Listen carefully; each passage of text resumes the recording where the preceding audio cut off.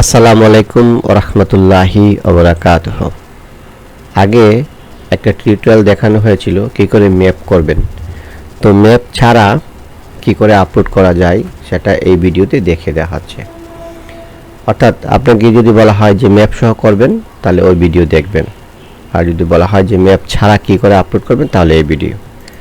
আপনাকে এরকম একটা মেইল পাঠানো হয়েছে যেখানে 8টা পেজ আছে। আমি এটাকে একসঙ্গে ডাউনলোড করলাম। ডাউনলোড করার পর এখানে চলে যাব, যে রাইট বাটন ক্লিক করে এক্সট্রাক্ট হিয়ার, তাহলে যে পেজগুলো আছে সেগুলো এক্সট্রাক্ট হয়ে যাবে। এটা ডিলিট করে দিবেন, দ্যাটস ইট। তারপর প্রথম পৃষ্ঠাটা আমরা খুলব। প্রথম পৃষ্ঠাটা খুলে দেখব এটা ডেট কত আছে। তাহলে ডেট হচ্ছে 1 মে 2026। তাহলে আমরা ওয়েবসাইটে লগ ইন করলাম, ম্যানেজ পেজ, ইয়েস। তাহলে 1 মে, এখানে মাস, মে হচ্ছে 5, জানুয়ারি ফেব্রুয়ারি মার্চ এপ্রিল মে 5, তাহলে 5/01/2026। তারপরে ডিরেক্ট নিউ এডিশন, এখানে কিছু লেখার দরকার নাই, ক্রিয়েট এডিশন।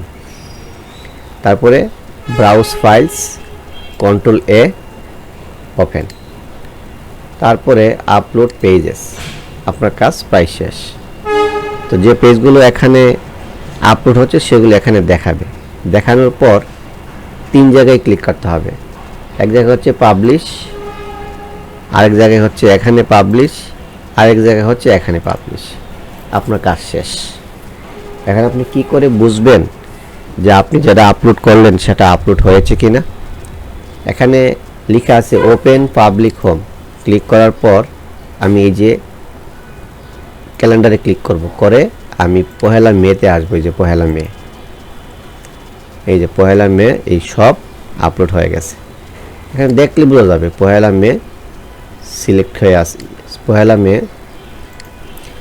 আমি যদি এখন এই তারিখে যাই এবং এই যে 1 মে উজ্জ্বল হয়ে আছে, তাহলে বোঝা গেল ওই তারিখে আপলোড হয়েছে।